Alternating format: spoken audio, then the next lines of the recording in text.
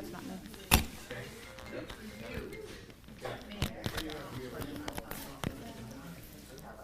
Good morning. It's chilly in here. All right.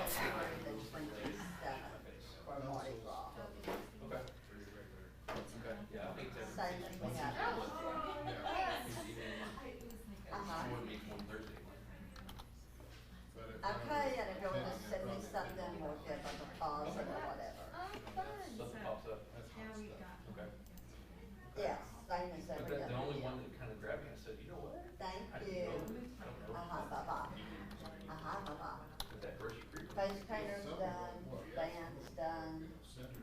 I didn't know that. I haven't done the photo booth yet. But everything else that had to be removed. KJ. Oh, yeah. How long is it till 10?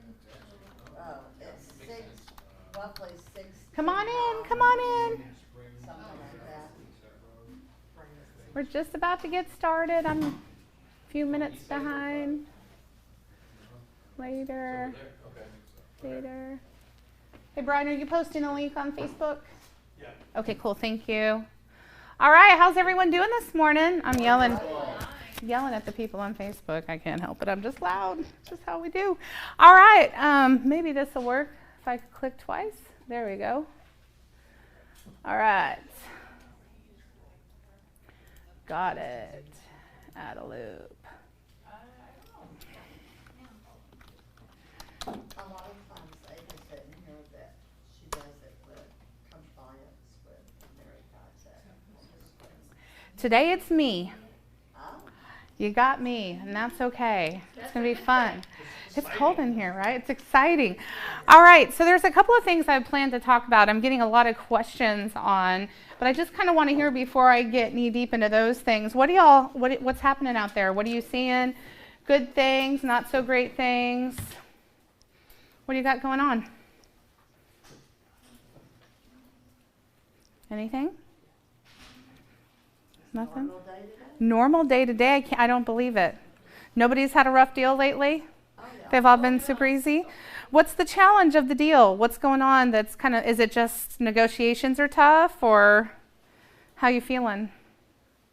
Well, I have 2 listings in Sun City, and unfortunately, after 32 years of real estate, it's the only 2 that I've ever lost. Okay, so lost some listings. And, you know, maybe it was the heat, maybe it was whatever. One was, well, I had talked to you about it, extraordinarily Yep. difficult, out of state. Mm-hmm. Seller had been listed by another broker, held it open twice a month, did everything I said I was gonna do, sent out postcards. Had it for 4 months, reduced it Mm-hmm. 20,000. How long has it been on the market? What? How long 4 has it been on months? the market? Well, it's been on the market. It was with Stacy from October till July, and I probably should Oh, wow. have thought twice before taking it. But I had sold the other one in 1 day, and they wanted me then. But between October and the time that I lost it, they'd only reduced it like $5,000, which is ridiculous. Yeah. You know, every two months they drop it 1,000, and then she, How many homes are they competing with?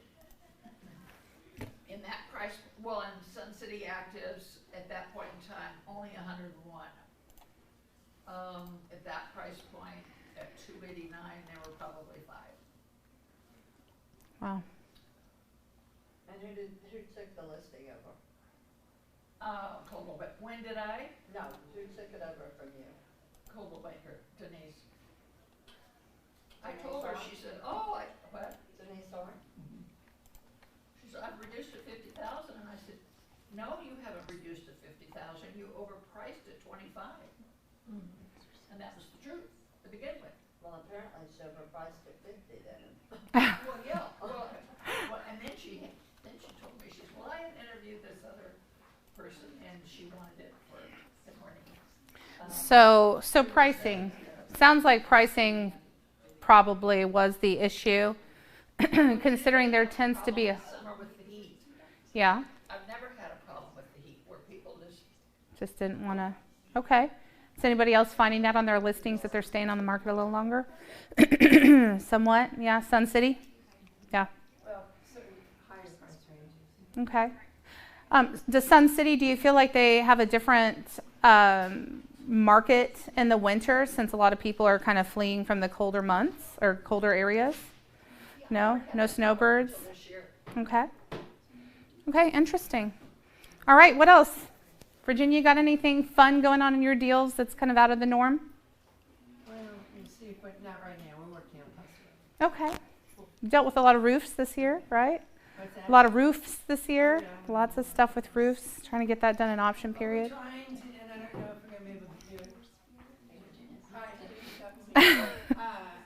We're trying to do a reverse offer. I had a buyer who came to an open house, Uh-huh. represented, and they called, they wanted to look at it. I'm afraid they're gonna be fence sitters. Okay. And so we're working on this plan to see if we can get them off the fence. But I think Okay. they're out of town right now. We have a lot of people out of town. I've had lately, I'm getting a lot of questions for people who are out of town that can't sign things. So be prepared. I think we'll talk about that a little bit in team meeting. Be prepared. Be asking your sellers and your buyers, do you plan on being out of town? Do you plan on being out of the country where I might not be able to reach you? Because that's happened over closing periods. And if at the end of closing, buyer does a walkthrough and there is an issue and the seller can't be reached, boy, oh boy, we got a problem, right? So just really making sure you're communicating during this time of the year when people are traveling. Pat? I've heard about some international remote notaries Mm-hmm. that kind of, the way I heard it, can kind of solve that problem in those countries where they have to go like to an embassy for a notary where, for closing. And there's some kind of an international notary service apparently that's available. I have heard about that, and I really haven't dug in deeper with Avis about the legalities of it. The superficial conversation was we don't know if they can actually be legal to notarize in the U.S., even though they're international, and what those rules are. But we have had situations where people needed to go to an embassy to get something notarized to get a closing done. And so it is happening, yes.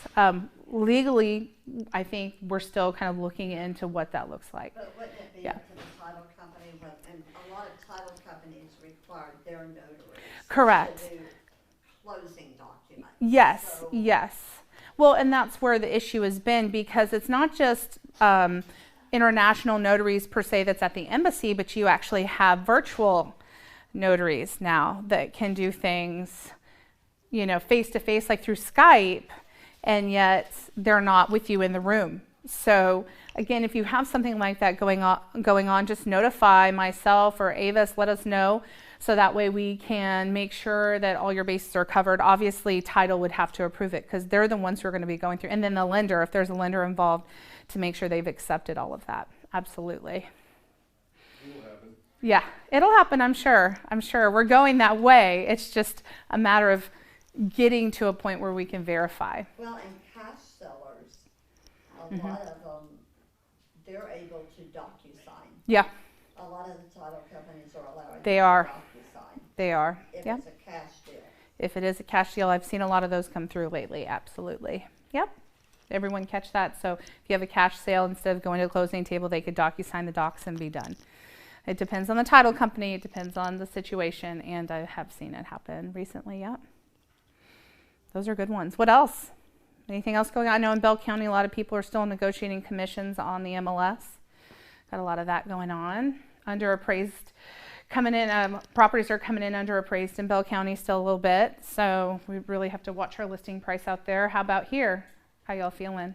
I think Sun City, for Mhm. all the new agents, you need to reiterate that if they take a 5% listing there, they have to pay the other agent 3%.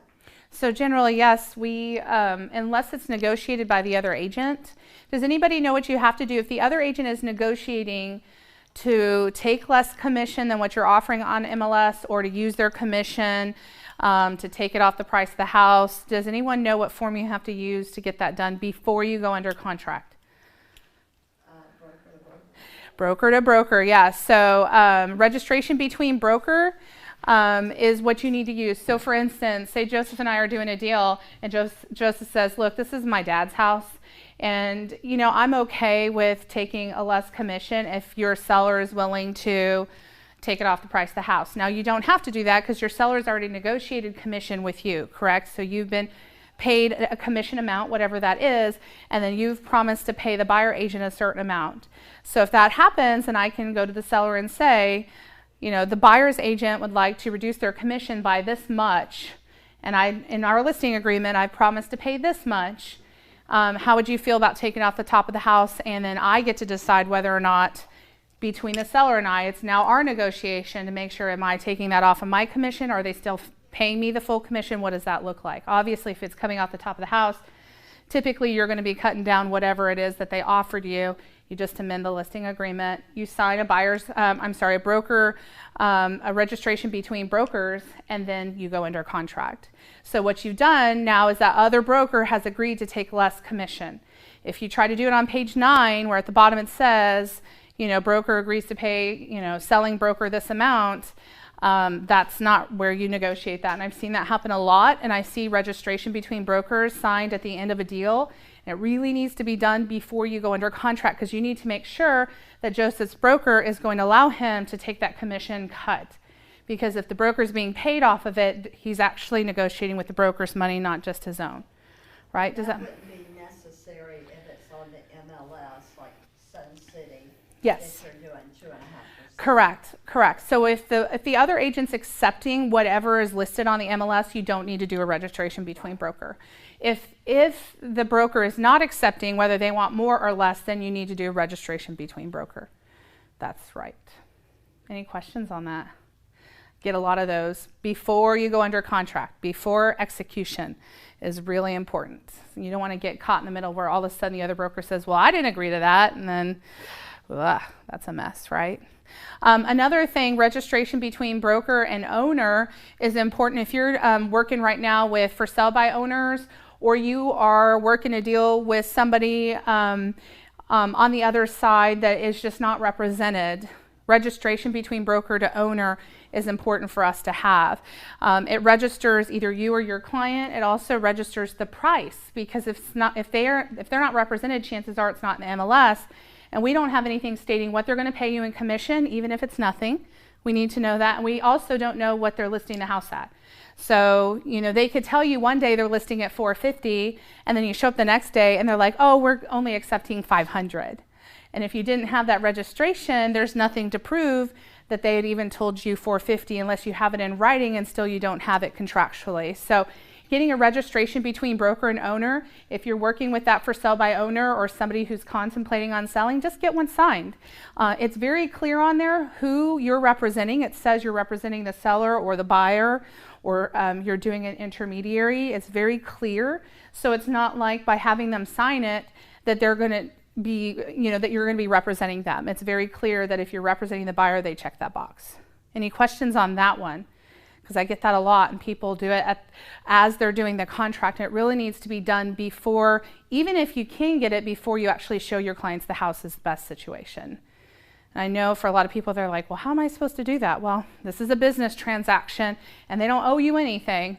So if you call them and say, hey, I'd love to show your house. Before we do this, I'd like to register my buyer, and I need you to sign this form. It does not in any way say that I represent you.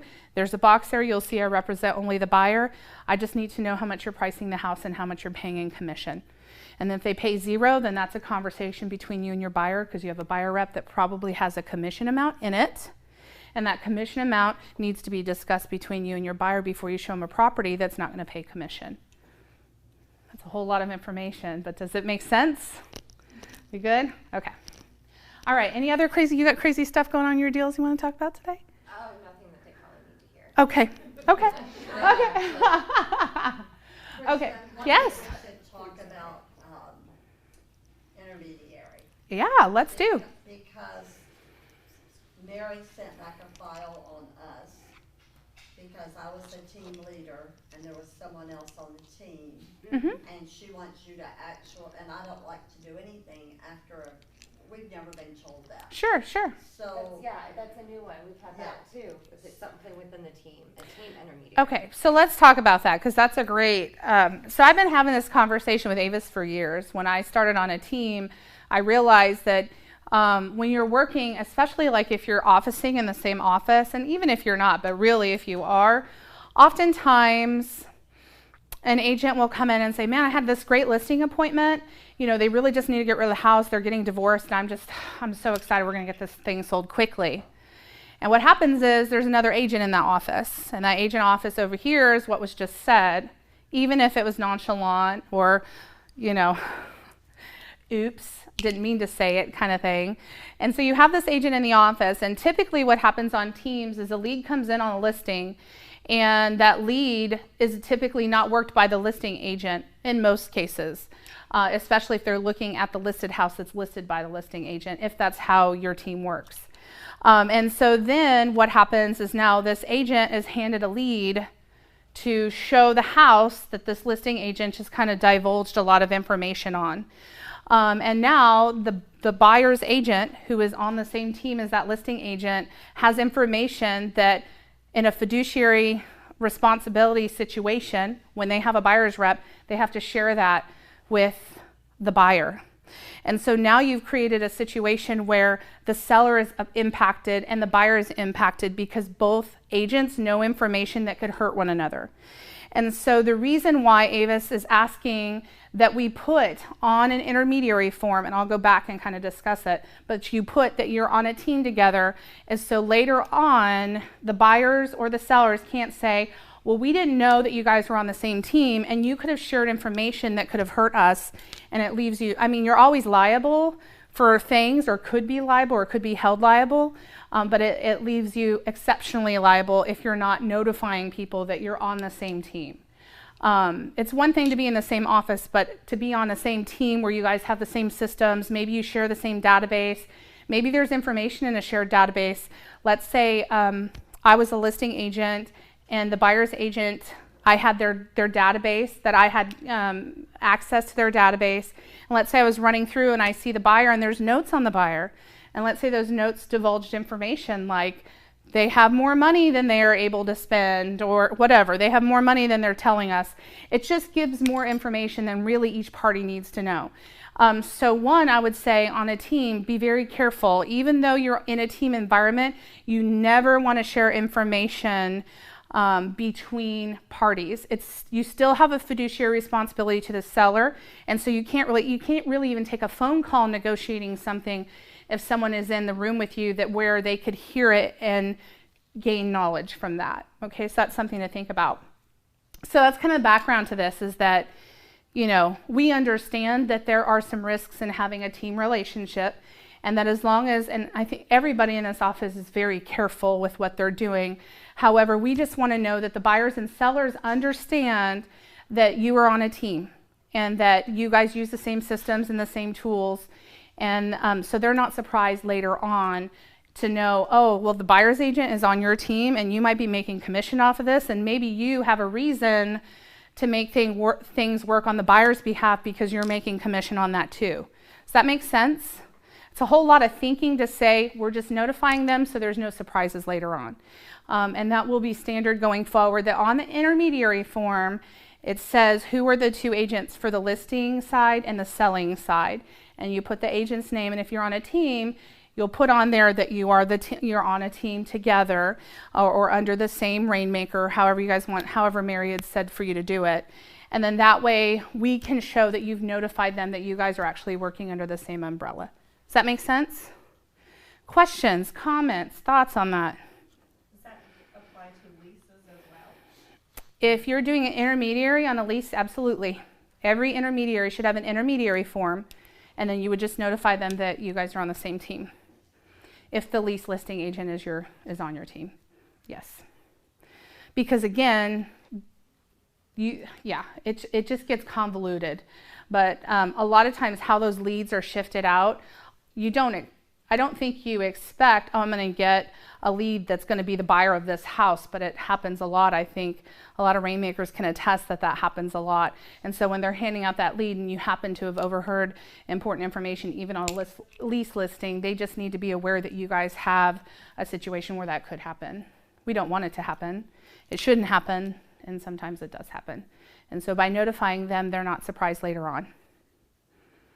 We have had it happen where people, they might not even want an intermediary situation first and foremost, right? If we're educating them, they may say no. It's not the best thing for them because they really cut down, especially in a market center where we have a lot of market share in Georgetown per se. And you find yourself where you have all this market share, you know, you might find yourself in a better situation to sell the house if you're open to intermediary. But if they're already weary of that, and then you tell them, well, I'm on a team and we use the same system, so I just want to make sure you're aware of that, then they may be really, they may be really turned off by it and say no. So it's better to know at the beginning than it is at the end. And then the other issue that came up this Mhm. week that someone came to me on was auction fee. Yeah. They Venmo'd it Uh-huh. because at 11 o'clock at night, they Venmo'd it to the listing agent. And so before she could accept it, we typed up a form and we got approval from Avis, took it out to her, and they authorized her to accept it, and they signed the letter, and then she took a form out to them to sign. So really, Avis said Venmoing, if it should go seller, To buyer. buyer to seller. Correct. Because it could be seen as commingling funds. Because Venmo typically goes into your own account. Like I have my own bank account attached to my Venmo. So yeah, if Megan sends me something and it's personal, it's great. But if she sends me, or for buyers and I'm the listing agent, send me option money, then that could be seen as commingling. So absolutely. I've seen it happen through PayPal as well. So be very careful. Really, if they want to Venmo it, they just need to Venmo it directly to the seller. And then you just need to be notified from the seller when it's received so you can go ahead and, Avis went to the listing. yeah. It's Crazy. yes. One of my instructors in the real estate school I just got done doing said there's this new designed app specifically for doing this electronically in real estate transactions that protects you. Mm-hmm. It's supposed to be like, it's gonna be great or something. Okay. Anybody know about that or? I don't know about it. Do you know? It's like, I don't know what it is. I've heard of a couple different companies. It's actually out of Texas. A couple but- Yeah. different title companies.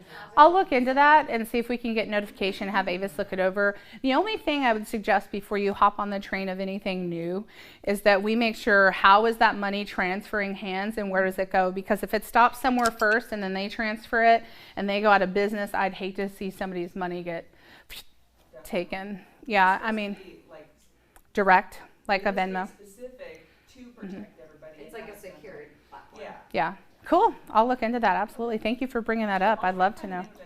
Okay, cool. Yeah. Yeah, there's a lot of people. I mean, the reality is it's especially, let's say you go under contract today and you go to the post office. I don't know if anybody's been in post office lately, but at Christmas time, blah. And if it's already slow normally, I don't know about y'all's, but mine next to me is like, even on, some day at 9 a.m., it's like crazy.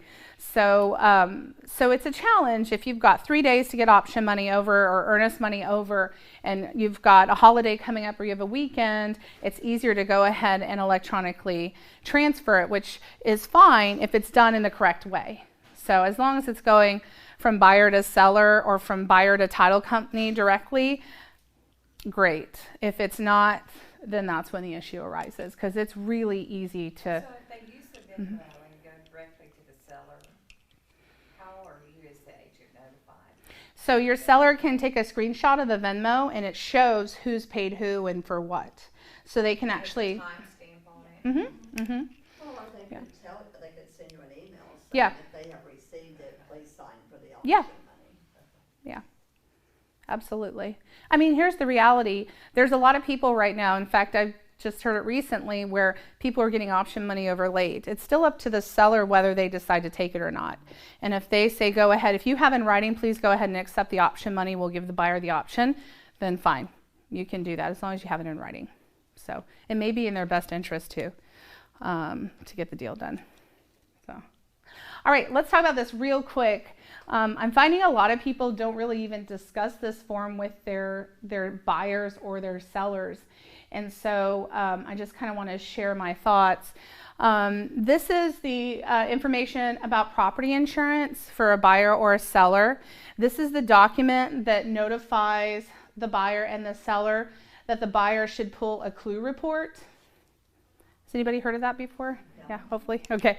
And so the reason why this is important is because the buyer really needs to understand the financial investment that they're about to make. And sometimes there's the higher the risk the property is, meaning it's had multiple claims, the more expensive the property insurance is going to be. And if you have a buyer that's buying right at their limit, and then they go get an insurance quote that pushes them way over, it could kill the deal, right? So one thing I always suggest is review this with your seller at your listing. It's not required, it's just suggested. And I would review this with your buyer also when you guys are signing documents and say, during your option period, I would like you to get a clue report pulled. Most of the time, it doesn't cost anything that I know of. Every time I've had a client pull one, it doesn't cost them anything. USAA won't do it. Okay, so USAA. That's the only company that I've run across. That won't do it. You can call. There are a lot of people who are looking for, to get your business, and they might just pull a clue report to tell you how many claims might have been on the property. They may not get a quote, give you a quote unless you ask for one, or they may just go ahead and give you a quote while you're at it. But I had a situation. I was reviewing a contract for a team in San Antonio years ago, and USAA was on the deal. We called to get a clue report. Like 3 days before closing, we find out that there were too many claims and it was uninsurable. And so it was going to cause an issue for closing. And what happened was there was one claim that was made 3 different times. And so they were able to go back and verify and take those other 2 claims off. So it was a mistake.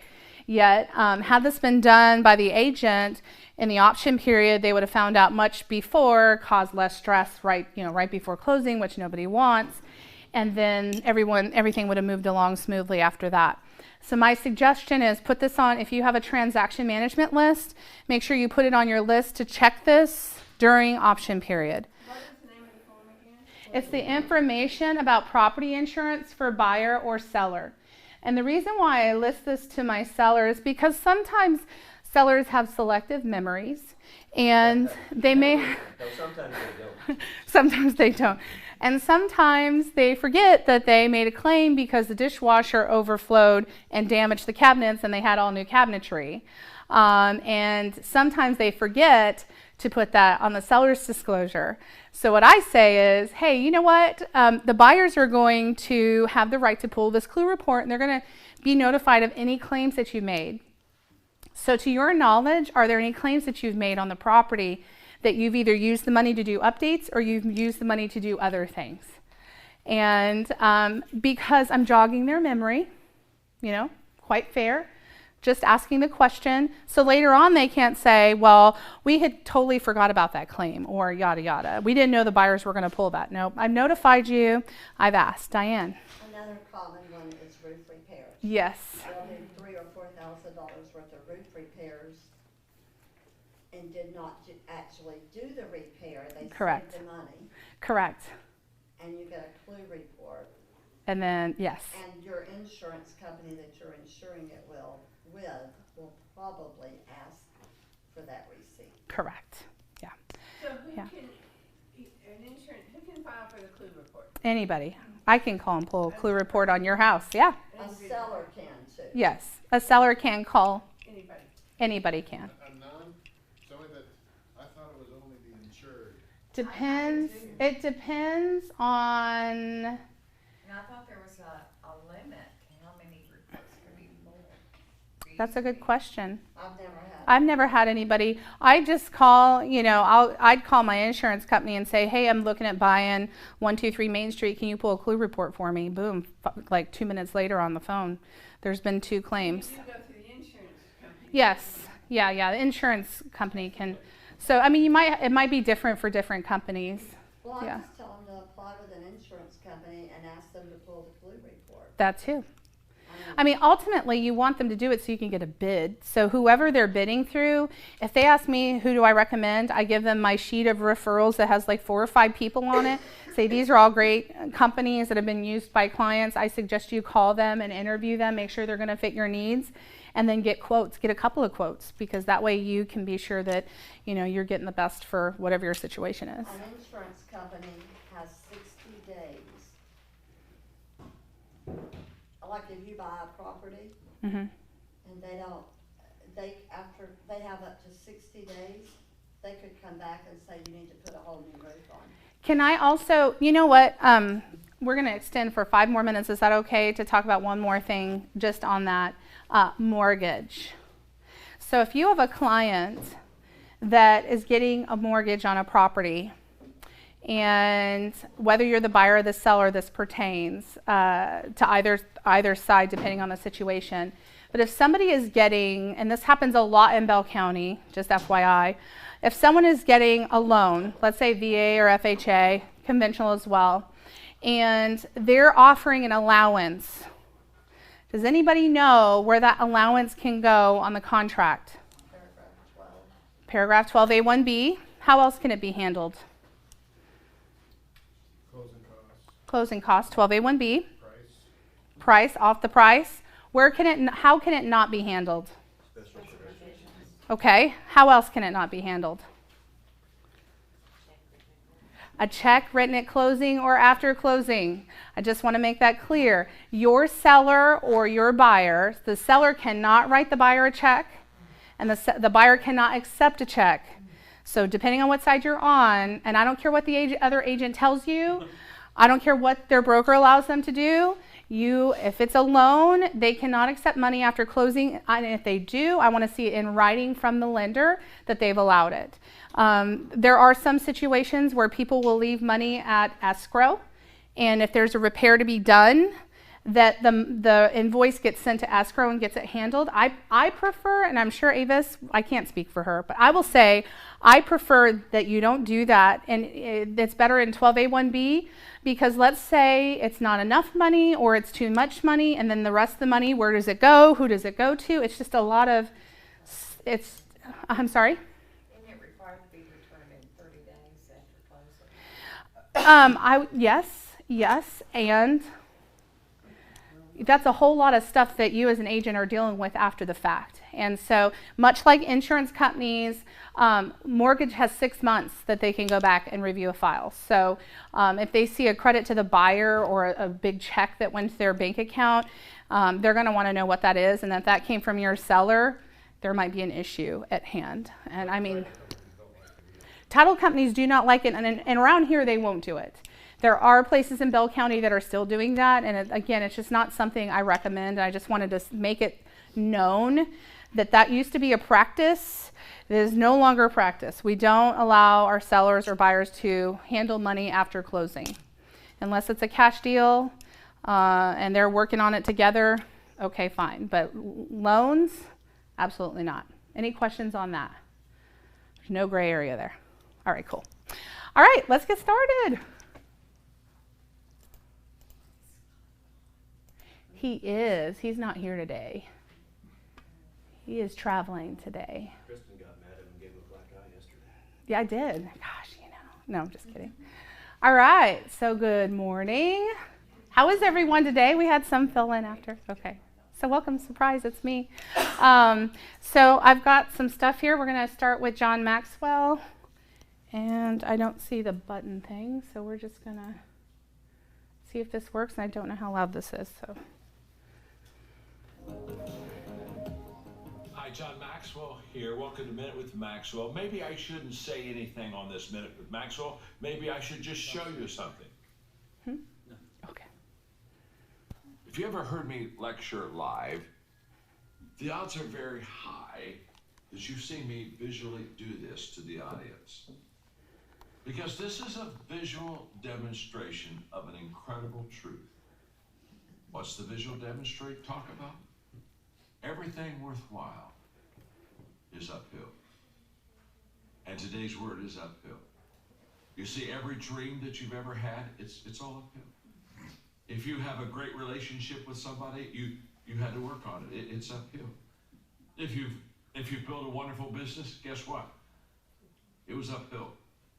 If you've made the right decisions, they're not easy, are they? It's uphill. And the only way that you can go uphill is to be intentional. Nobody ever accidentally went uphill. You've never talked to a successful person and said, how did you get to the top of the mountain? And then look at you and say, I have no idea. If they're at the top of the mountain, they know how they got there. Because they had to have effort. It took energy. It took time. Everything worthwhile is uphill. So today on A Minute with Maxwell, I want you just to think of the things that you cherish, the things that you value, the things that you want to possess. They're all uphill. It's okay. Once I know that's where they are, I'll begin to put forth the effort, the energy, the time to get there. And I'm just going to sign off today by one more time letting you look at my arm.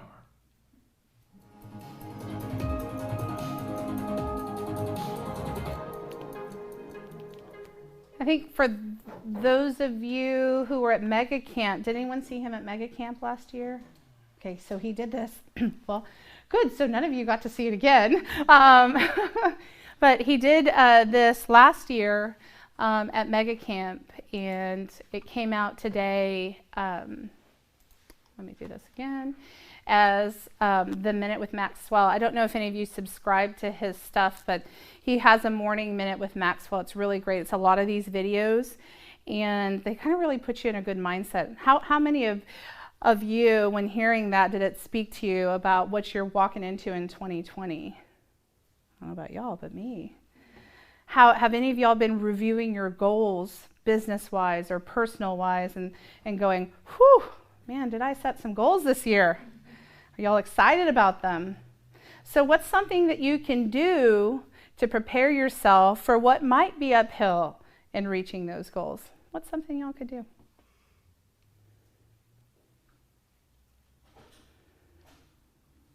I'm writing mine down so I can see them. Okay, where are you going to put them? Bathroom. Bathroom, on the mirror? Your wife can write in lipstick on the mirror. So you can say, okay. I love that idea. Same thing with a vision board, putting a vision board up. I was talking with an agent at another brokerage. We had just met at the coffee shop by chance, and we were talking about her goals, and she was asking about our trip to Paris, and she's like, oh, I'd love to go. And I said, well, then go. What are you waiting for? And she's like, oh, I don't know. And she had all these I don't knows, right? I don't know, right? Put it on a vision board. If you want to get there in 2020 or 2021, put it on the vision board. You'll be surprised what you can accomplish. Does anybody have a vision board? All right, we're going to do a vision board day. Everyone needs a vision board. It sounds cheesy, and it works. All right, what else? Who else is consistently looking into their goals and how you're doing it? What are you going to do to reach them in 2020? Work on my mindset. Work on the mindset. Consistently. What does that mean for you? Get my butt out of bed and do what I need to do in the morning. All right. So it's a morning routine? Mm-hmm. Love that. Mindset is huge to reaching those goals. Awesome. I was So, listening to something yesterday on a podcast, seems timely. uh-huh. It said people that write down their goals and verbally tell somebody else are like 278% more likely to actually accomplish them. Yeah. Absolutely. Let people in. And even better, let people hold you accountable to them. Right? Have somebody that's kind of in your back pocket going, don't put that cookie in your mouth. Like you saw me walk in with that cookie. Did you? I'm glad I didn't see you walking with that cookie. Ryan? Just like Joseph had said, my, I guess now fiance, or I guess his fiance, You'll get used to it. each month and the 30th of each month, we write down like our goals, what we're gonna do for the month as far as like housework, weeds have not been done in our house, but like financial, like weight, like if we're wanting to lose weight, which we always are, and that kind of stuff, and then we go through what our goals are, and we write them out, and then each month we sit and have the same conversation. What did we accomplish? What's more realistic? If not, and then we do that for the year. I love that. That's awesome. That's awesome. You guys, that's awesome to do it monthly. I think for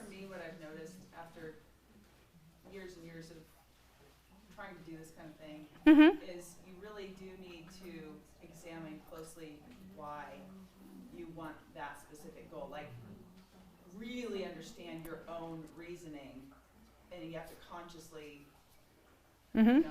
address that very clearly. I love that you said that, because that was something I wrote down and I didn't bring it in with me, but that was not only what are your goals, but why. Why do you need to achieve them?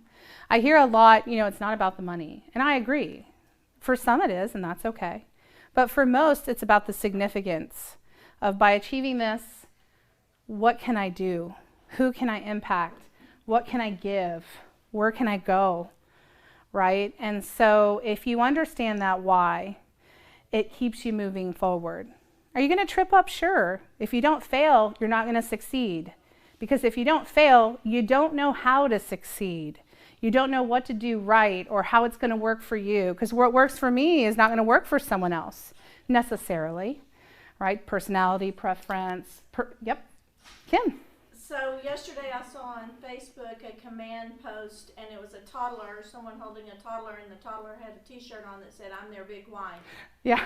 Did you see that? And my goal is to be intentional, and the way that I'm going to be intentional in 2020 is to time block.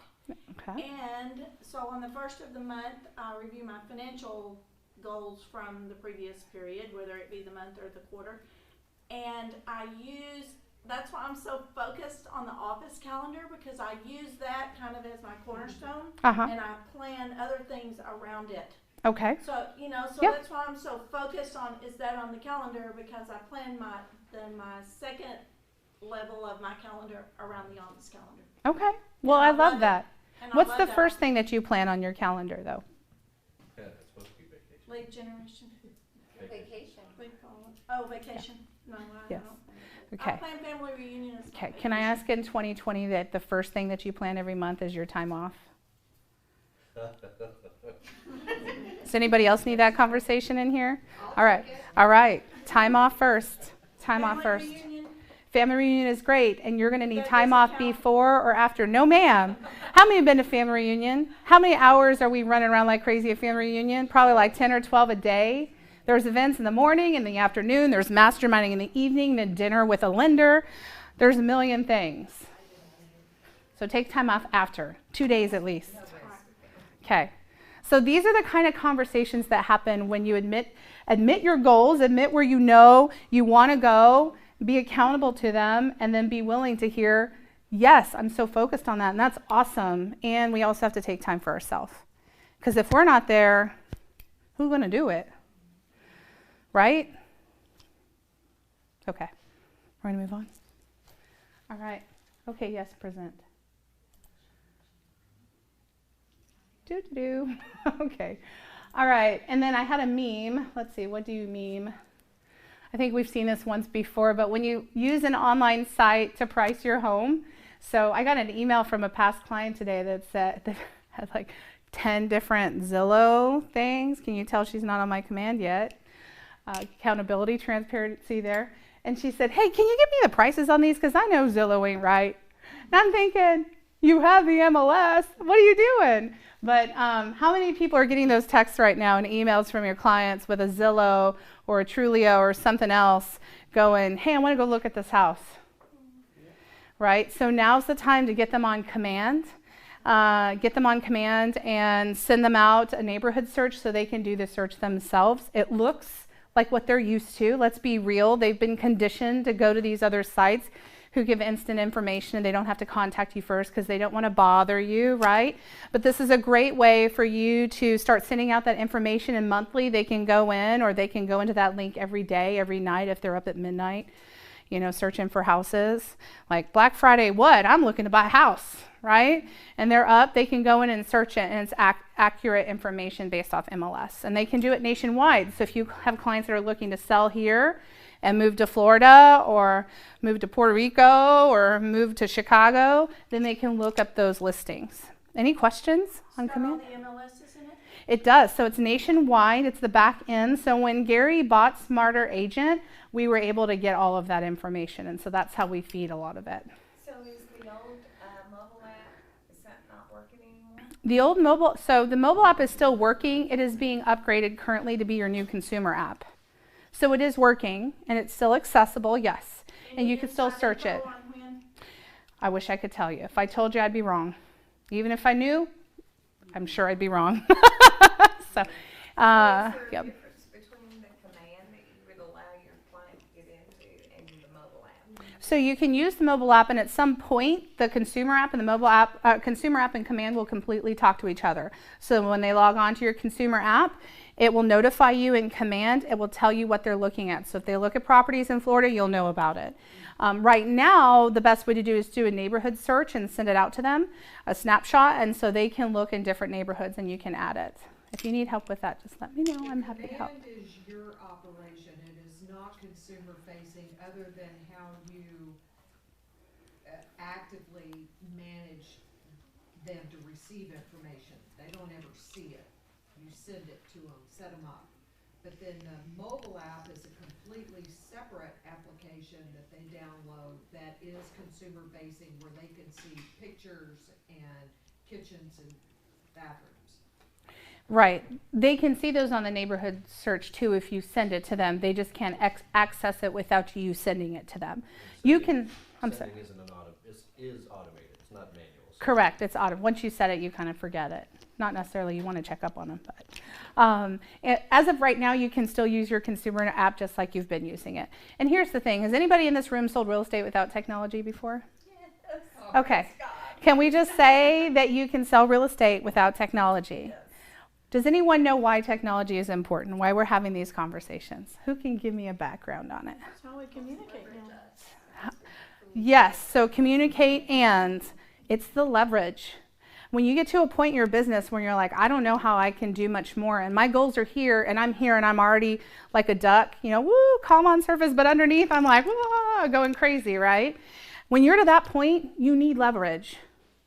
And there's nothing wrong with a little free leverage, right? And that's where command comes in. You're not paying an assistant to do some of those things, and if you are, it's because you have a massive operation where you need that extra kick, and that assistant runs all of that, because there's a lot of inner workings. Depends on the level of business that you're at.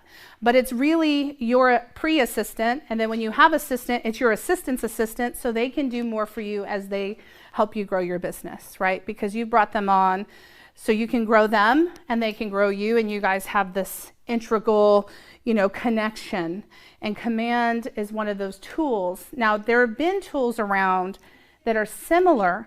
The difference is this is your information, whereas everyone else typically takes your information and then sells it to Zillow, and then Zillow says, hey, Kathy, you want this lead I got from your database? Yeah, I do. Right? And so that's what we're trying to prevent. Yeah. Yeah. Okay? So that's what command is for, and I want to have that conversation because we know there are those of us who know that you can do real estate without technology. I didn't have a website for my entire real estate career. I still did real estate. Yes, sir. I think it's also a question of your clients, particularly the younger clients that are coming up, are going to expect you to be employing technology. I mean, I had a house for sale in Sun City, and I had planned on doing a virtual tour, and one of the agents that came through on just a regular caravan said something to the client, and right away they were like, oh, I want a virtual tour. So, I spent maybe an hour or two kind of looking at some options, and then there was that virtual tour that's within the MLS. And it was like $4 or $5 to do it, whereas people used to pay a lot more to get virtual tours. So I think it's just keeping up with that for, trying to let you manage your time better. I would agree, because people are used to instant gratification. If they want to go and buy something, they want to stand in line. I mean, I don't know did anyone buy anything on Cyber Monday yesterday? Okay, well, I did. I did. All right. Mary Lynn's like, I did. That's right. So we want instant gratification without a lot of the work. I'm just going to be real. And so technology and real estate is that. There are places that are doing it. So if you are not, they are, just FYI.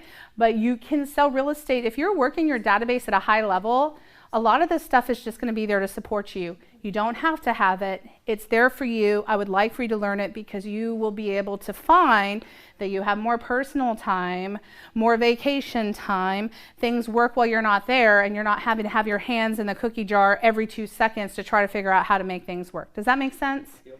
All right, cool. I'll go ahead and plug Brian real quick too. He's doing Matterport for us. Yes. At a very good rate for the office. Yes. They're awesome. All right, so speaking of tech, if you'll hit the lights, I just want to talk about this real quick. It's like a 9-minute video. I don't expect you guys are going to walk away knowing exactly how to do this, but I want you guys to take a peek into what's happening. If anybody is not on, yes ma'am, if anyone is not on Command Your Conversion, it's a great Facebook site. I'm happy to invite you to it. I think Scott invited a whole ton and probably the entire office. So if you don't know if you're on it, you can go on Facebook and check it out. There's a lot of videos and conversation that's happening, and this is one of them. A lot of people are asking, well, how do I get leads? And the reality is, I want you to work on your database first. And I know that as you're building your business, sometimes you're going to be looking for other ways to find buyers or find sellers or help sell your seller's house. And this is a way you can do it through Command for just minuscule amount of money. So this person posted that they did an active campaign. It was one active, let's see, in total, they've spent $13. 825 people have seen their campaign and they've captured 20 leads.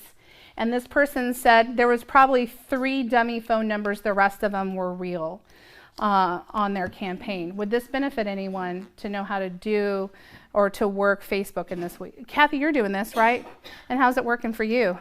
I have 2 that could potentially turn over into something. And how much did you spend? I'd have to look. Yeah. I've run 6 campaigns. Okay. So, and you've gotten more leads than that, but 2 that are... I've gotten 24. Okay. I think I'm still working on tweaking exactly my audience. Uh-huh. Kind of thing, so, yeah. Hey, can I say something right quick? Yeah. At 11 o'clock this coming Thursday, I have a meeting with Scott and my assistant, and he's going to show us something in our database, how to set up a drip campaign. And you all are invited if you want to come at that time. Yep. Just Come on. to watch and listen and whatever. Absolutely. What time? 11 o'clock Thursday in here. Awesome. So I'm going to start the video, but I just want to kind of show you how you can use Command, to get you some leads. Let's see.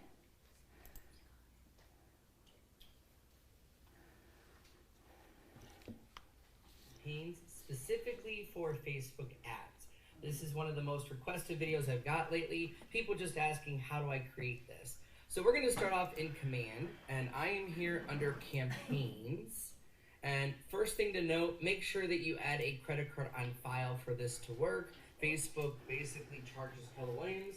Keller Williams charges you for these ads. There's no extra charge. However, you need a card on file first. Check out the previous video on how to add your credit card. So I'm going to go ahead and create a campaign. So we're going to say create new campaign, upper right hand corner, and we're going to do social ad for paid. Now it's going to ask me a campaign name. Now I am looking to save thousands with KM for Keller Mortgage, and my whole goal, honestly, in this one is just brand awareness. I'm looking for people to download my app. Now you might be advertising a new listing, you might want to get more listings, hiring for talent, maybe you're promoting an open house, or looking for buyers or other. So that's my goal for this one is brand awareness. I want people to know about my team and download my mobile app. And I'm going to check the box for Facebook here. In the event you didn't connect Facebook yet, it'll give you an option to do that if you click this and it's not connected yet.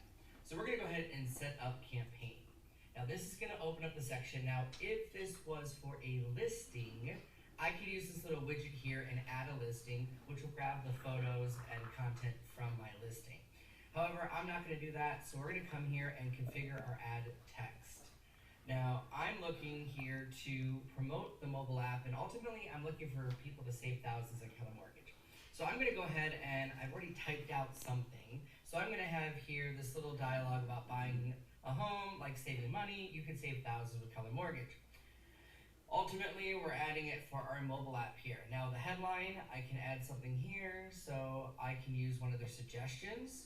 Oops. I can also just type in my own. So how about I just say, save thousands on a phone. Okay, perfect.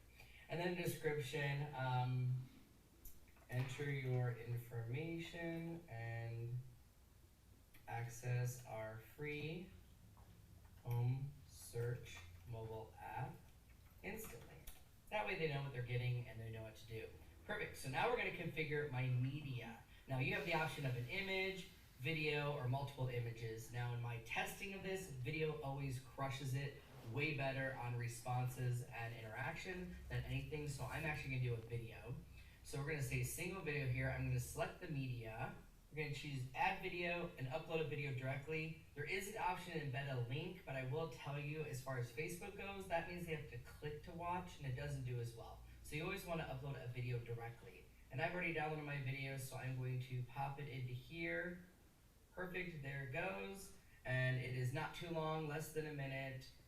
It's less than 20 megabytes, so I should be good there. We're gonna continue with the video. So that is going to put my video on the right-hand side of my preview. Next, you're gonna choose your Facebook page. Now, I've got my account connected, and then I'm gonna choose my page here. So we're gonna do this for my real estate team, the J team, serving all of your Fort Lauderdale and South Florida needs.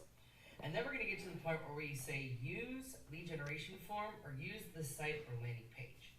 Now, ultimately, my goal is to have people download my app, yet today's mobile app does not track who has that yet. So I'm actually gonna use Facebook lead generation for this. That means they're gonna get a pop-up in Facebook that says, hey, what's your name, email address, and phone number, and that is gonna auto-populate into command. Now, in the event you want them to go to a website, or maybe you have a landing page, I'm also running an ad right now to find out their home value.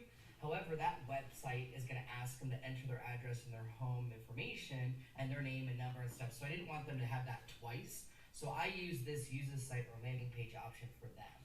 However, we're gonna say use Facebook lead generation form. Now, it's gonna give me an option here for learn more, sign up, or apply now. Ultimately, I want them to learn more and get my app. I could say sign up for my app and apply now. I'm actually gonna try sign up this time. Now, the most popular one is learn more. And then I'm gonna say, what is my destination link? Now, I've already got a link for app.jteamfl.com. So I'm going to copy that so that I can paste it into the link here. Perfect. So that way I've got that app in. Now we're gonna get to add targeting. Now, ultimately, I'm gonna target a custom audience. In a future actual video, we'll do one around targeting your database. But for this, I don't wanna target people around my area. You can do a location, and it actually will let you do even neighborhoods. So I'm actually gonna do my neighborhood here in South Florida. That way, I wanna do a dot in the center of my neighborhood and go about 15, 20 miles out. I'm okay with 15 miles, you can go up to 50. I don't wanna go too crazy, and ultimately I'm looking for home buyers, maybe sellers that wanna also buy a home and who are looking to save money. Then you get to your export targeting. Now this is where you can add or change interest, and there's a whole list here you can go through. I don't have time to go through everything in the list, but you can go through the list as well here. Now I'm gonna see if there's anything around buyers or home buying. So first time buyer, first time home grant, maybe people who like those. I'm actually gonna check them just in case. People who expressed an interest to be a first time buyer. And I'm doing the or option, which means if they do meet it, it will reach them. If I say and, it means they have to.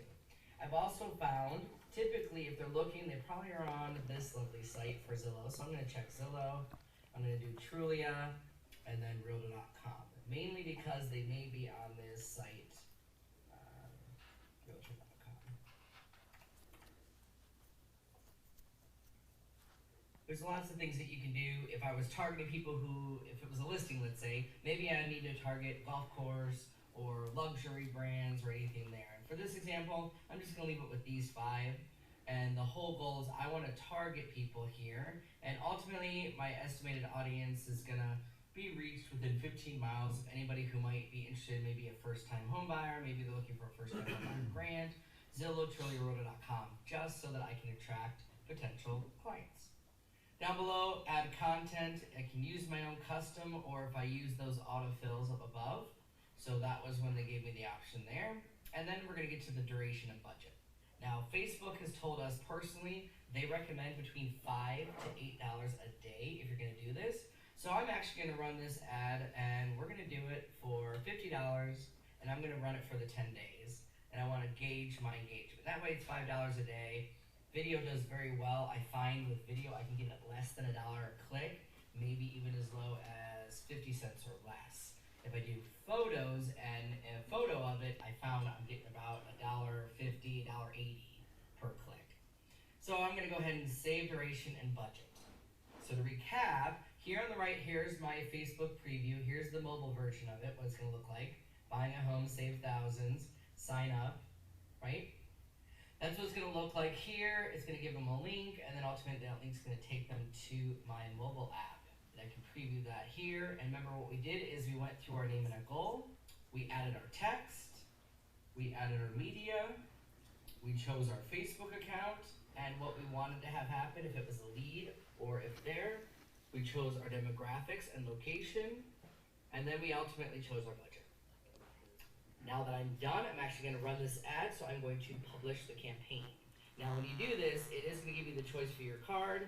I've already got the one I want here at the top. And it does tell you it's going to cost you or charge you right away.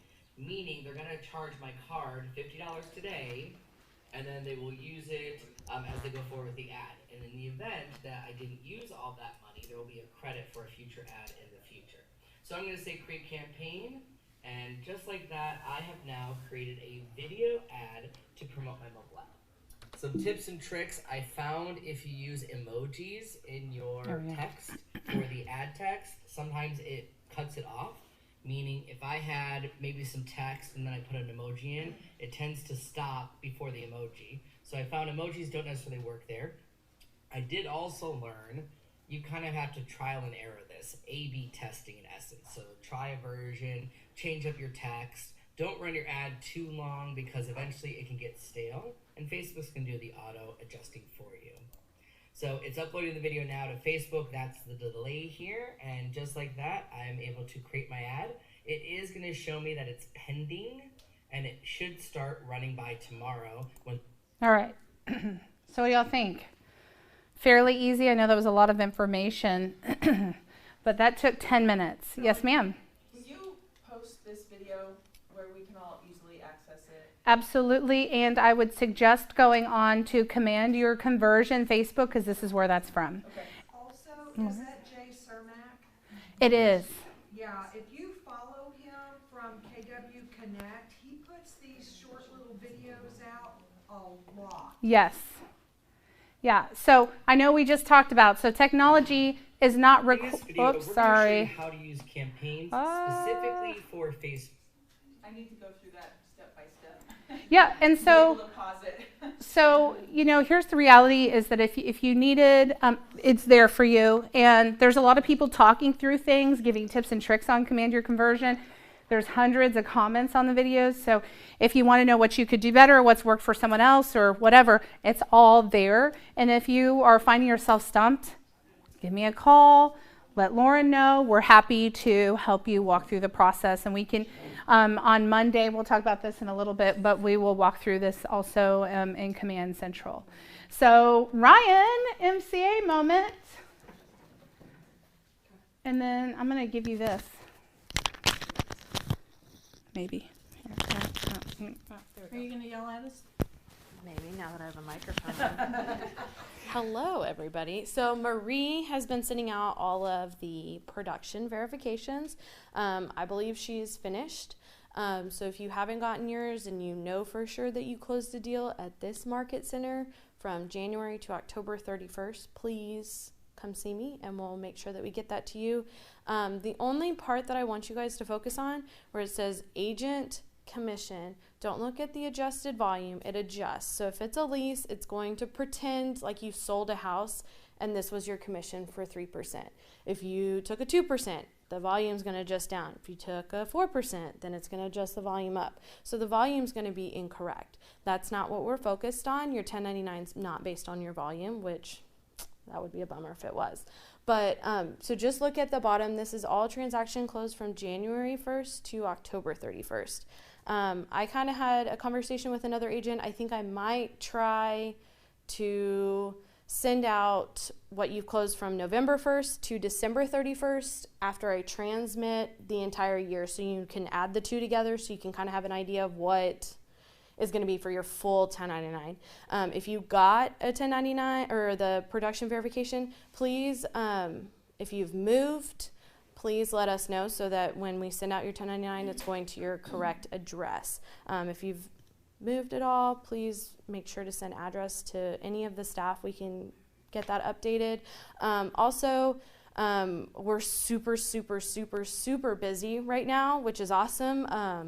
I mean, I already have like 75 transactions closing between now and we're not even to December 11th yet for DAs.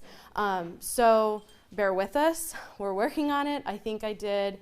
Mary and I got to the beginning of December last Friday, and then on the Wednesday before Thanksgiving, I was doing DAs till like midnight. I think I did like 35 DAs that close Monday. So just bear with us. We're working on it.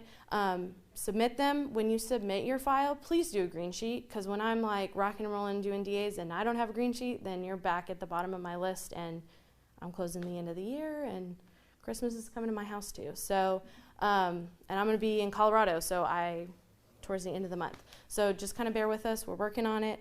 But I think that that's it for me. Make sure you're, again, doing green sheets. Do everything in Dotloop right now. We haven't really made moves and completely switching over to Command. If you're doing the beta group, you know what you're doing.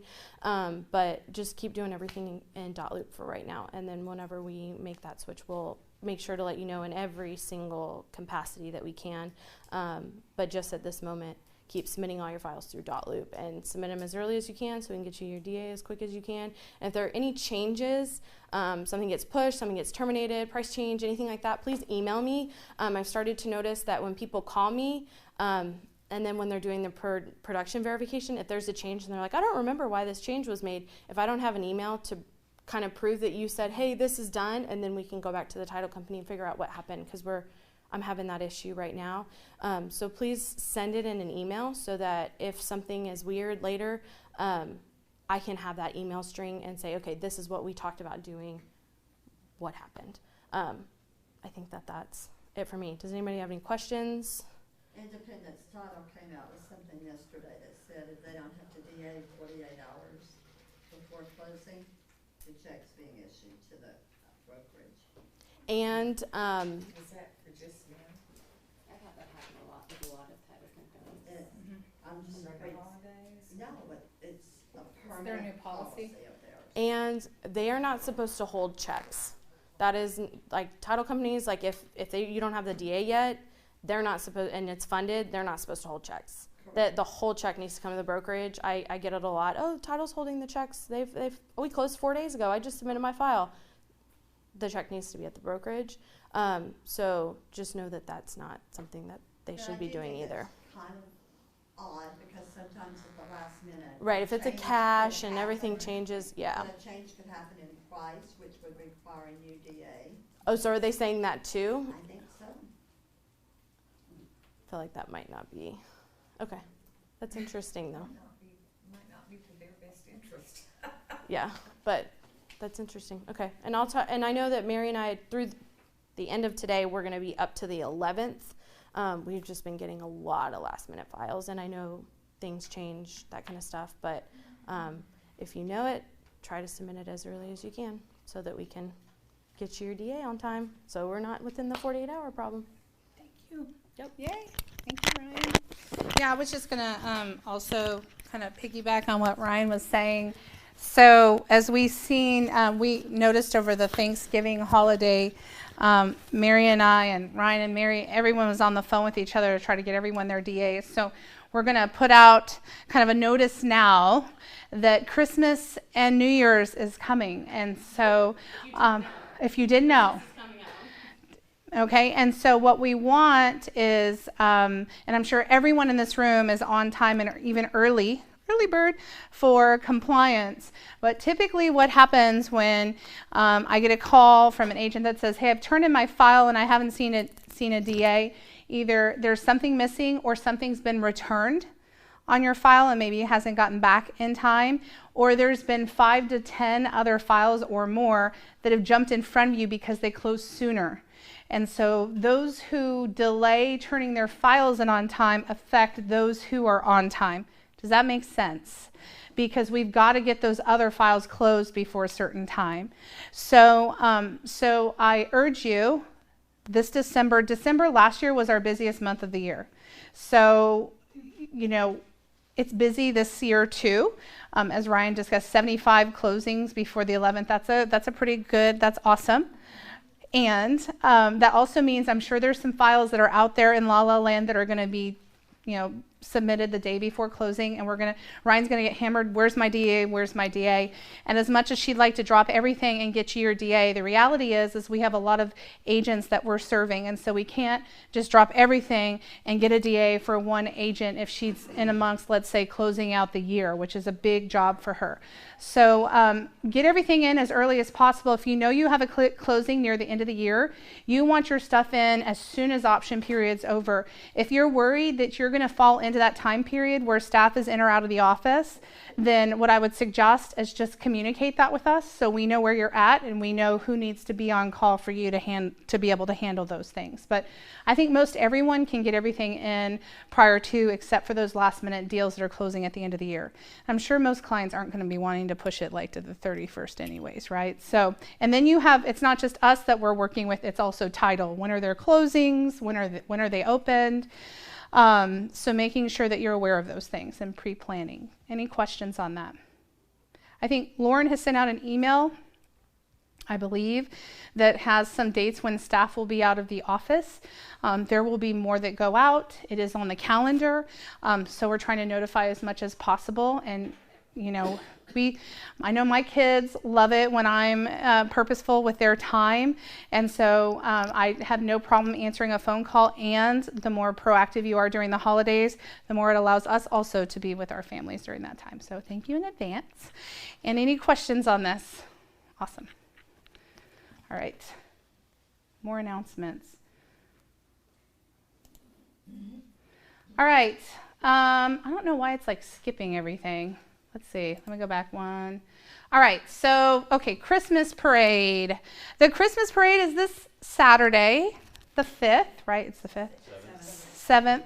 Yeah, that's right. The 5th is on my brain. I couldn't imagine why. All right, Saturday is the Christmas parade. It's December 7th. I put 9:30 to 11. You may want to show up around 9. Questions we've been getting. One, you can invite people. If you want to bring your whole family, if you want to invite a client or two, you're welcome to do that. We will have benches or risers here for people to sit on so they can actually see the parade coming by. Yeah, because they're not huge. Like, it's not football stadium style. Like, it's just a few. But there will be some seating, or bring some folding chairs. It's going to be hard to get into this parking lot. And chances are you're not going to unless you're parking Friday night, Ubering home, and Ubering back. So what I would suggest is get here early so you can park closer. You will not be able to park in this parking lot because the city will barricade, and they will not let you in. From my experience, they're like, nope, we don't care. You have to walk 2 miles. It's just take your heels off kind of thing, right? So be there early. Diane and the Culture Committee has been working very hard to do some things for this. So we'll have sausage balls, right? And hot cocoa. And so, what else? It is, yes. Yes. Invite as many as you want, and bring folding chairs, and just tell your clients to be prepared that they'll just walk up here. But it'll be good viewing. I've not been to this one, and I wasn't able to be here last year. It comes right in front of us, right through this. So it's pretty good situation. So it'll be a good time. Down Church Street and then up 10 and then right on Austin. Awesome. And then there's some cool stuff afterwards, right? You can go check out the square and whatnot. So, Brian. It'll be live on YouTube as well. Cool.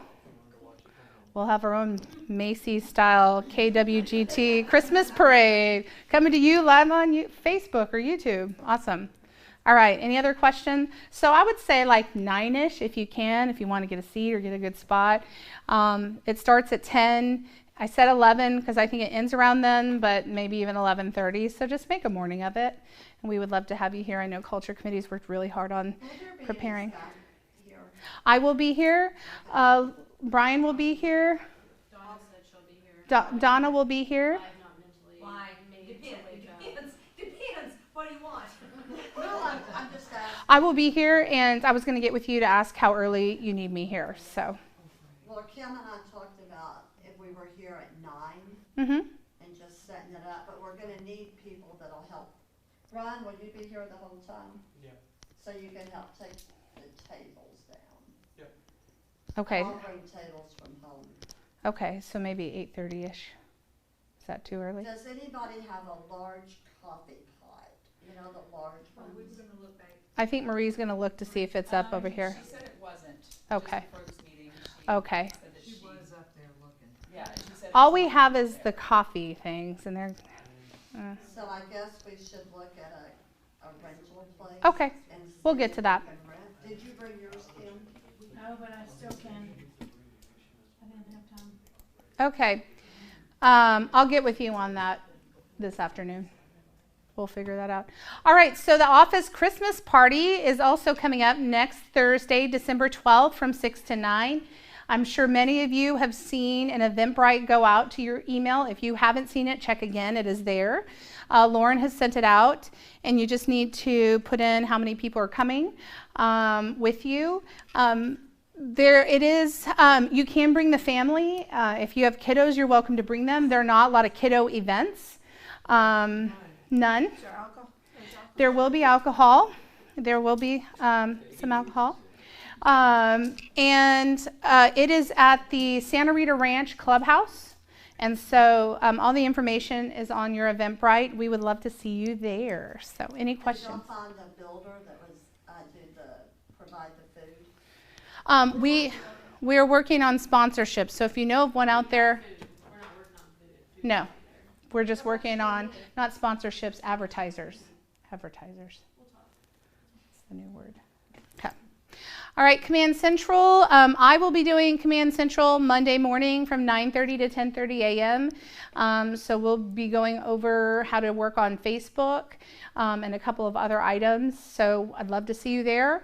I can show you how to use Command Your Conversion and how to pull up some tips and tricks from that. So if you have questions that are technology focused, meet me here Monday morning at 9:30. All right. And then the next one is Great by Choice. So how many of you attended Great by Choice last year? It was a really great event, yeah? So we have awesome speakers this year. Don Yeager will be here to speak to us. Kristen Cole, who is kind of oversees expansion for KW.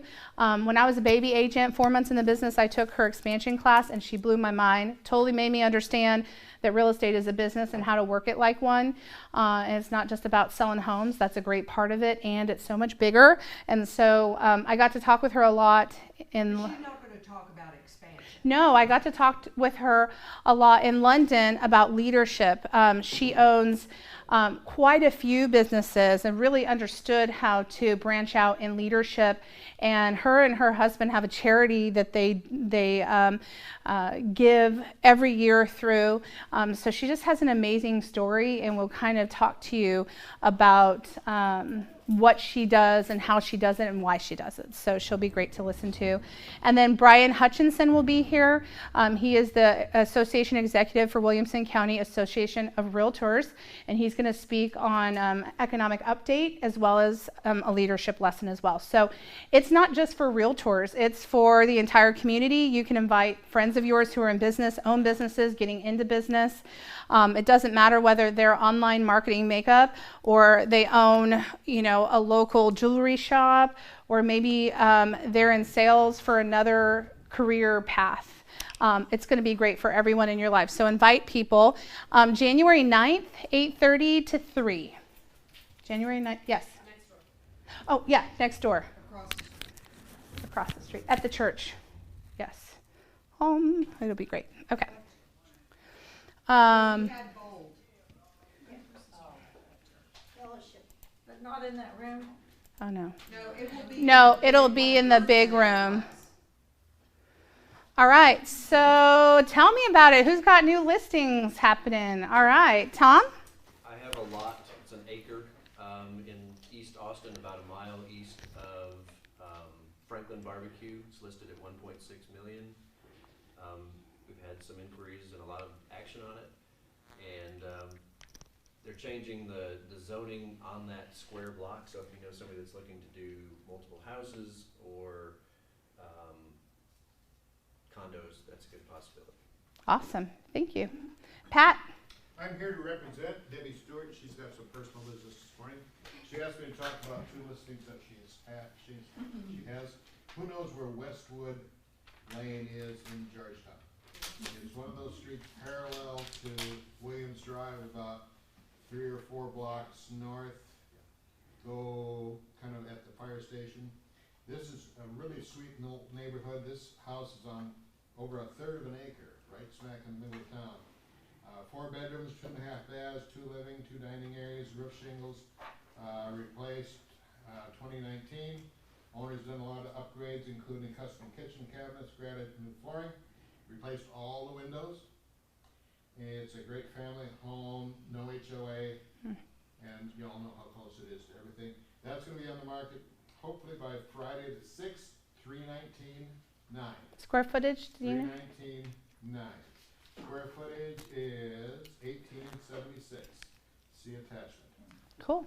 Thank you, Pat. Great announcement. The second one is All right. on the market. 485 County Road 154.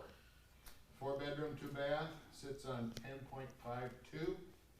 Currently agricultural exemption, large covered back deck, perfect for sitting and watching birds, animals, and the other amazing sunrises and sunsets. There's a 3-stall horse barn that has both electricity and water.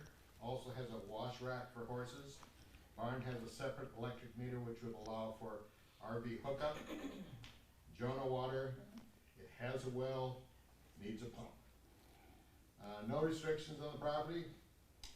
Possible to include a possibility to subdivide light commercial like an RV park, RV boat storage. It's a wonderful, it's cross fenced to 3 separate pastures, so it's kind of set up for FFA and 4-H livestock projects. Price? Price is $409, County Road 154. Square footage of house? It's just site built? Yeah, 2139. It's like a Jim Walters. How do you know? Give me your email address if you want, and I will send you the flyers. zman@kw.com. zman@kw.com, I'll send you the flyers. Awesome. Who else? Any other listings? All right, Megan, and we'll go down the line. Why don't you do that first? Okay. Kathy? Mine has been on the MLS, but we haven't had a meeting yet. It's 208 Gun Ranch in the woods of Fountainwood. It's 3,900 square feet. It's 4 bedroom, 3 full baths, 3.5 baths, a bonus room upstairs on an acre. It has a 4-car garage, but the detached garage that's for 2 has been converted into, they're using it as a gym, but it's heated and cooled. So if you had somebody that needed a home office or a studio, it would be great for that. They also have a storage building on the property that has electricity. So it's a beautiful home. It was built in 2015, I think. Yeah. So, secret. It needs to sell. because they're contingent for something else, so I'm like, Right, I forgot I should probably pass this around. I don't need it. I don't want it. You sure? I'm gonna just Thank stand you. right here so people online can hear you. I have one at 208 Shell coming up next week, I hope. In Gerald, it's been completely redone. It's been all the flooring, everything. It's gonna be 215. There's a bedroom down and a full bath, and the master's up with a game room, 4-bedroom. How big is the lot? Pardon? How Lot big is size? the lot? Is it? It's a good sized lot, and it has a huge covered back patio that's like vaulted Restrictions? ceilings. It's in Sonterra. Okay. And then I have another one coming up in Salado for 360. And it has a workshop. It's a really nice home. Okay. Almost Square an footage? acre, 23 to 24. And then I have one I need to sell in Terra Vista. Okay. That, Does that Salado one, I'm sorry, have Mhm. restrictions? yes, Okay. it does. Sorry, go ahead. And then I have one in Terra Vista I need to sell that is priced at $259 mine. Backs up to Westinghouse, but it's a really nice house. Who's the Single builder on story. it? DR. D.R. Horton. Okay. There's so much building going on, it's gonna back to something over there, so Yeah. at least you know what It it has is. a great, to be honest.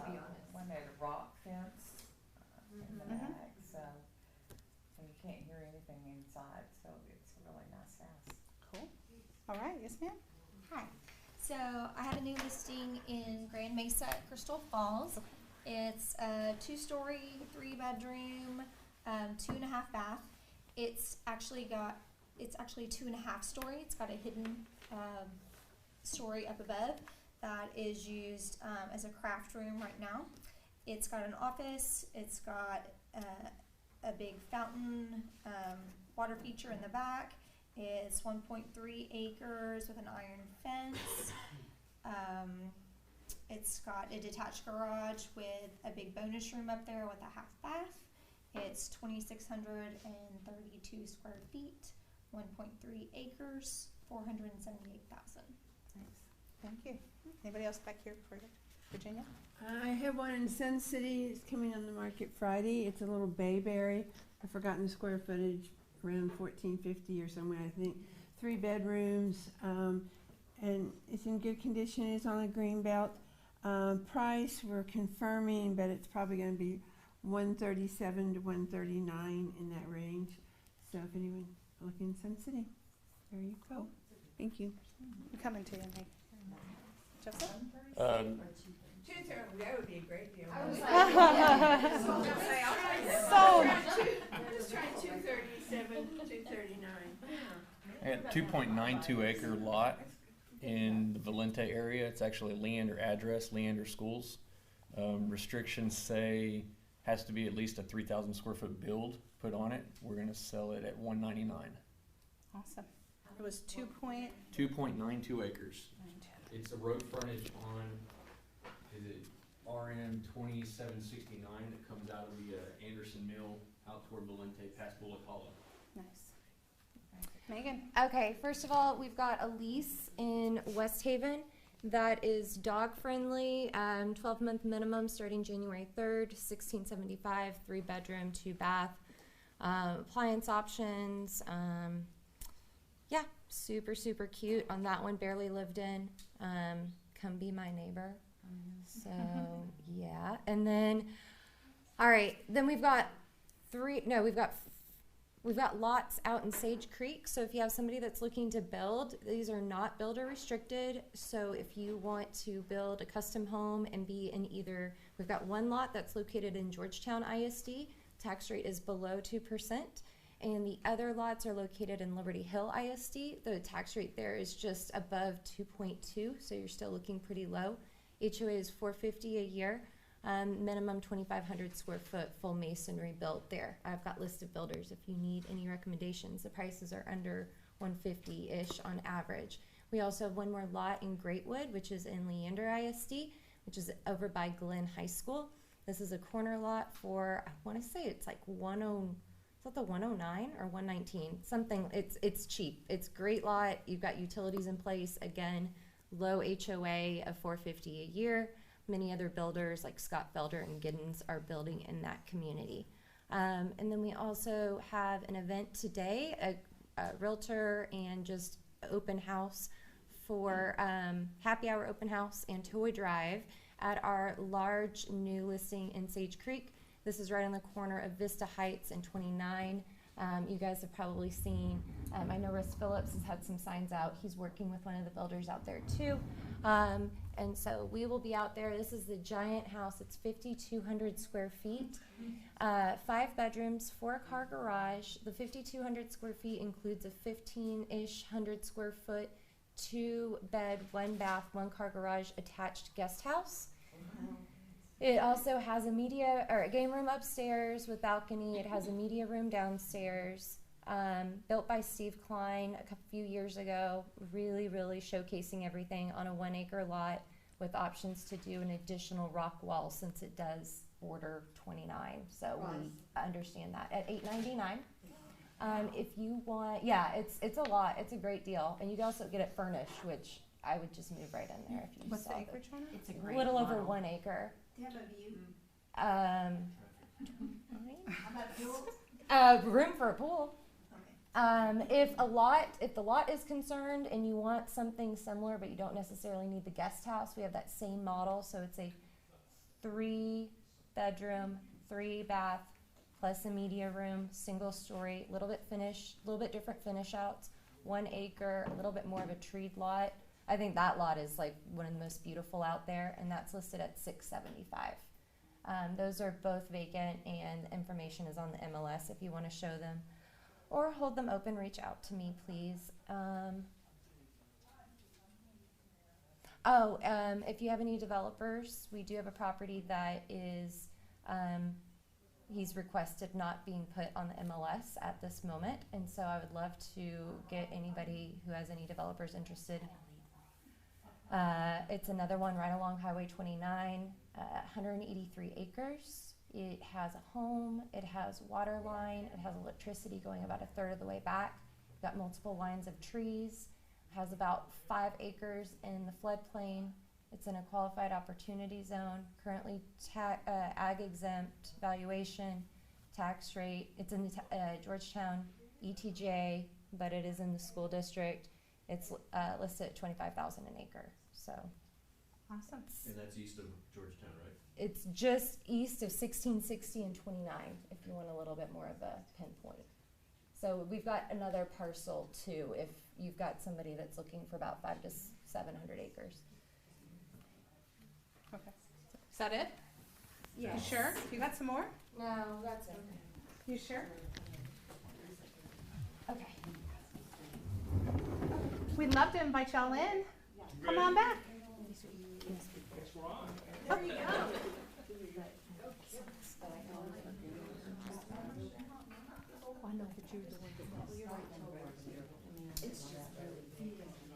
All right, Kim, do you want to introduce him? Oh, okay. All right, come on in. Welcome, welcome. The floor is yours. Great. How are you? Good. Everybody Good to see you. Thank you for lunch in advance. Right. All right, the floor is yours. I'm going to leave this right here. How so long talk do we about. have? I'm sorry. How long do you need? A couple minutes? A half hour? Couple No, minutes? I'm not going to do that. Kim knows everything I say is half joke, half truth. That's all good. And I have more than that. Right. Okay. Man, it's kind of warm in here. Yes, It is warm in here. But you don't know what to wear today because. There's a lot of hot air in here. Well, you're up front, You right, haven't heard Kim? anything Okay, my name is Steve Burton. I'm the owner of Sky Roofing. That doesn't mean anything to anybody here, right? So, how many here are new realtors? 1, 2, 3, 4, 5. Great. 3 to 5 years? Oh, more so. So, and then over 10 years. Anybody got anything over 10 years? Oh, veterans. So, I've been in the construction trade business since 1988. My mother started out as a realtor in East Texas. She that's kind of how I got involved in some of this stuff. So, and we moved here in this area in 1998. I was still in construction. 2008 happened, and I went to be an insurance adjuster, because if you know what happened in 2008, we kind of went, and I was kind of burned at that point. I had done 20 years plus in the construction trades. I became an insurance adjuster, traveled all over the United States, giving people's checks for hailstorms, tornadoes, hurricanes, flood, the whole gamut. So when I came back, my wife said, "Hey, you want to be an adjuster, or do you want to stay at home and be married?" So I decided, yeah, right? So I decided to stay married for now. No, I'm just teasing.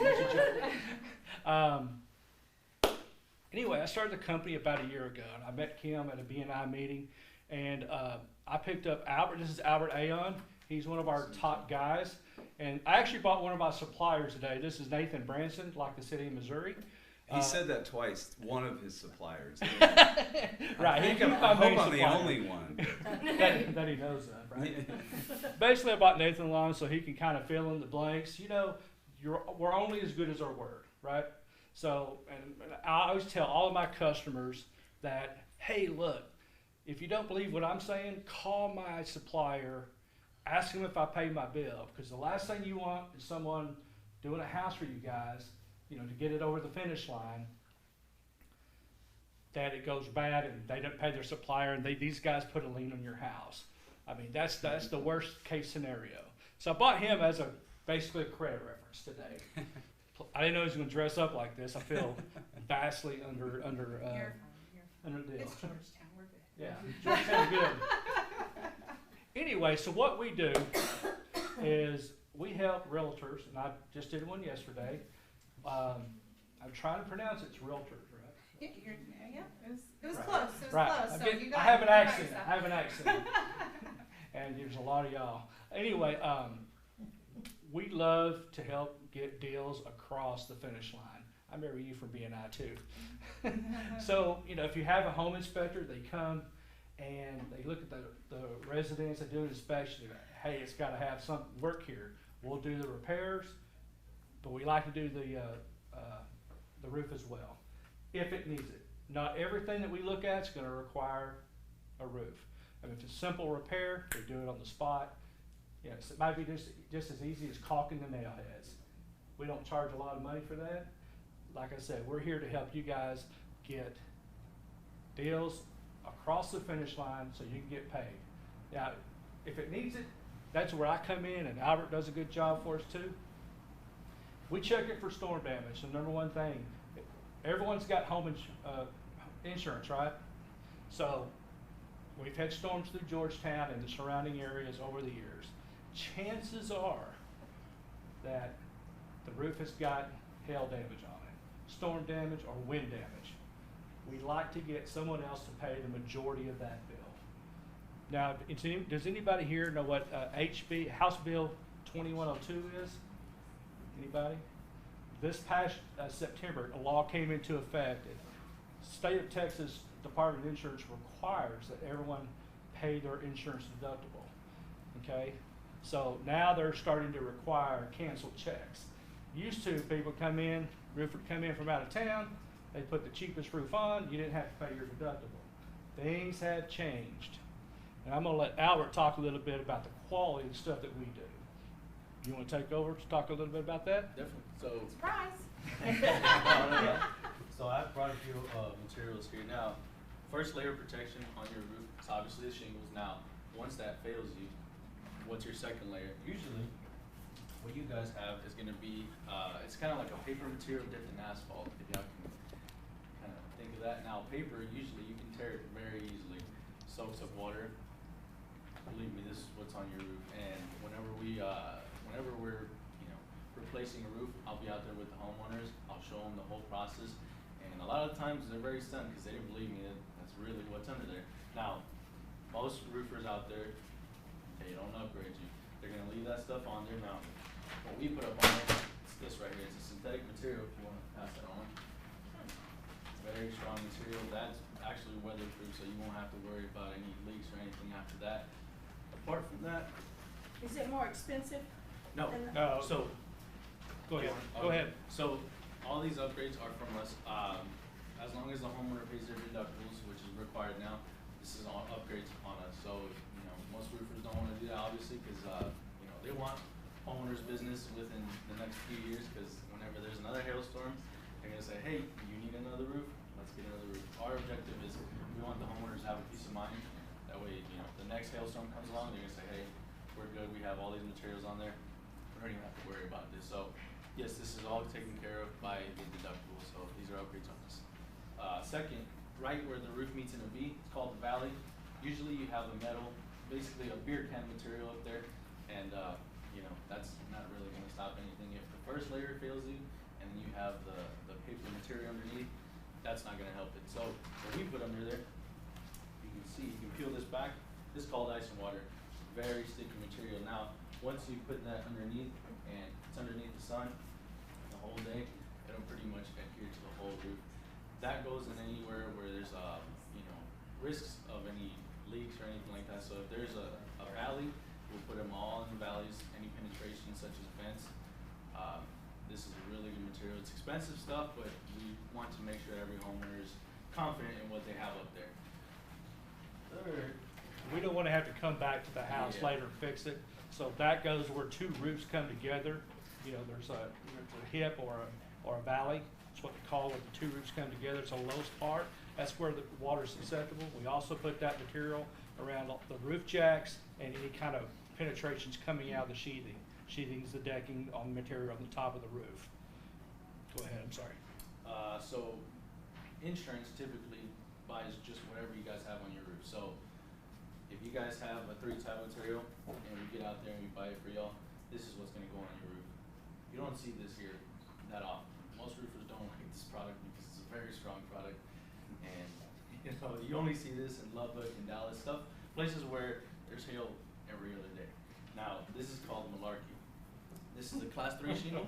Yeah, a name like Malarkey, they gotta be better than everybody else, right? This is actually hail resistant shingle right here. It's not a hail resistant shingle. Alright.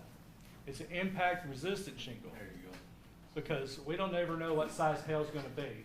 In Dallas, they get that stuff that's giant, and it's gonna blow through the decking, you know, on the house.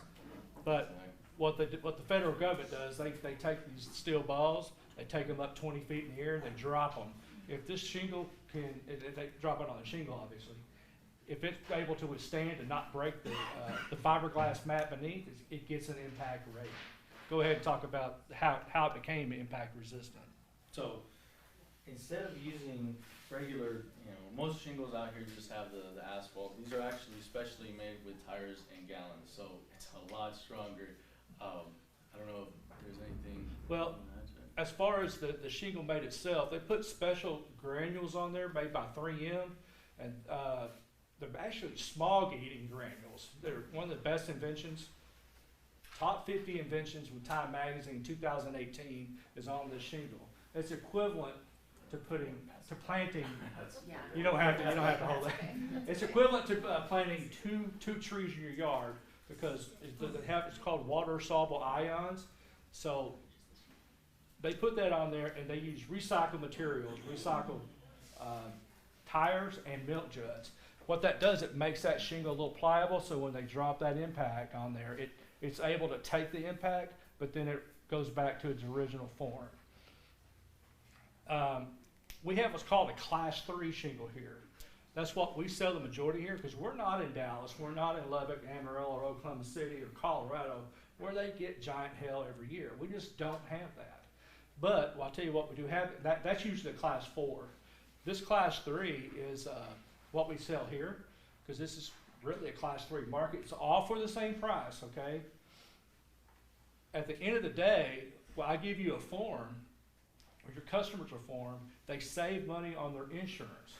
So they get a homeowner's insurance discount for putting this on the roof.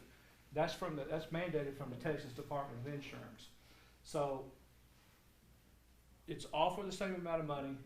We do what's called a limited lifetime warranty from the manufacturer, and then we guarantee it for 3 years as well. That's far, ma'am. But if they have a single tab roof, this would be an upgrade, correct? We do them all day. I don't like the single tab. It's called a 3 tab. I don't either. I don't like it. So you're telling me that you're gonna upgrade We upgrade it that for free. shingle at no cost? We want our, right. We're gonna upgrade it for free. Okay, that's what I'm asking. We do it all, because it's all about the wind too, because that 3 tab shingle, you have high winds here, believe it or not. East of town, it's a flat area, a lot of high winds come through there. So we'll take those are usually about 60 to 70 mile an hour high winds, but after a while, the asphalt gets weakened over time, and it's more susceptible for blow-offs. So that's 110 mile an hour rated, and we have the ability to go up to 130 mile an hour. It's a little bit more labor intensive for us, but you're worth it. Do you do free inspections? on Oh these yeah, it's all things? free. Okay. Everyone in town does a free inspection. We meet with the adjuster as well, so you're not just gonna have somebody up there without, having You to like worry. State Farm though, don't you? Oh, they're the best. They're the best. Sounds like the There's right only one. one snake farm. There's only one snake farm. It's down by New Braunfels in there. Yeah, that's what, I'm not gonna talk bad about any insurance company, but, if they have good commercials, chances are they may not be the best payer. But we work with your homeowner. We're not public adjusters. I still have my adjuster's license, but we're not public adjusters. We basically will coach the homeowner on what to say to the insurance company, but we can't do that for you, okay? Our whole deal here. You can tell from the street whether the home needs the. Yeah. I'm going for now. If you see, and I brought my, I'm kidding about that. He drove No, by no. my listing. I said, "Do you think that house needs a roof?" He goes, "Well, I don't know. I'm out on the street." well, I did one in that neighborhood in Gables Overlook, and the house looks great. There were two roofs going on that day, and I knew you had that one listed. I saw your posting on Facebook or whatever social media you were doing. You're still on MySpace, I think. Yeah, was that it? Thanks. Anyway, we're not here to ask you something for anything. We just want to help you get, if you have something come up, call myself or Albert. Don't call Nathan. He just takes my calls. Sir. So we have some homes that have additions on that have very little pitch.